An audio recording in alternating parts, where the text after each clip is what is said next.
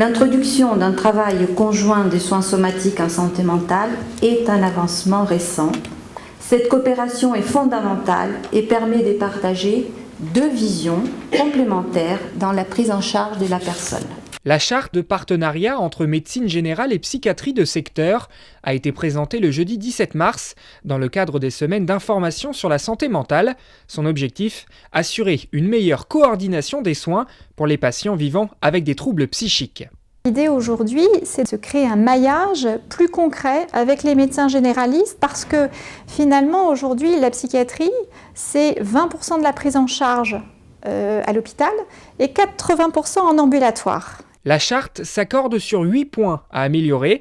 Parmi ces points, l'existence d'un médecin généraliste traitant pour chaque patient ou encore un meilleur partage des ordonnances. Le médecin généraliste a un rôle d'interface et quand il reçoit son patient, il peut se retrouver en difficulté parce que ce patient va consulter. Il vient seul, avec des demandes. Il a peut-être des ordonnances qui ont été prescrites par un psychiatre ou un cardiologue. Il a vraiment besoin de partager à l'instant T ses besoins avant de lui-même éditer une ordonnance si la prescription est nécessaire.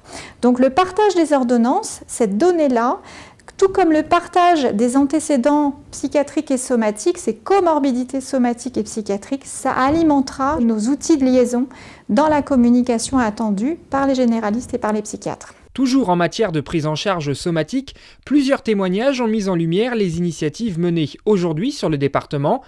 Un groupe de parole dans le centre de santé. L'après-midi, une table ronde était consacrée au lien entre pratique sportive et santé mentale. L'activité physique est bénéfique d'un point de vue somatique pour un grand nombre de pathologies, des pathologies métaboliques et cardiovasculaires notamment. Et on sait que les patients porteurs de troubles psychiques sont plus sujets que les autres à avoir ce type de pathologie. On a beaucoup de facteurs de risque avec la sédentarité par rapport aux maladies cardiovasculaires.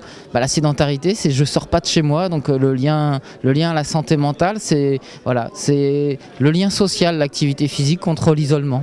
Un mieux-être physique, un mieux-être psychique et une envie de partager avec l'autre. Ce seraient les 3 mots, je crois, qui seraient là pour résumer ce qu'apporte le sport aux patients dans la prise en charge qu'on peut faire avec eux.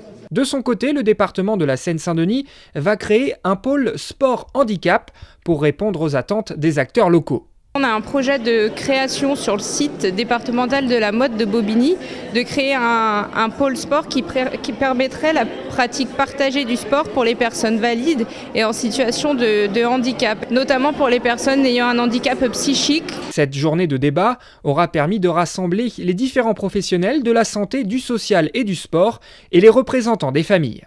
Ce qui m'a frappé, c'est l'enthousiasme et la créativité de chaque acteur. Et l'aspect à développer, c'est justement ce qui manque encore, mais que c'est en chemin.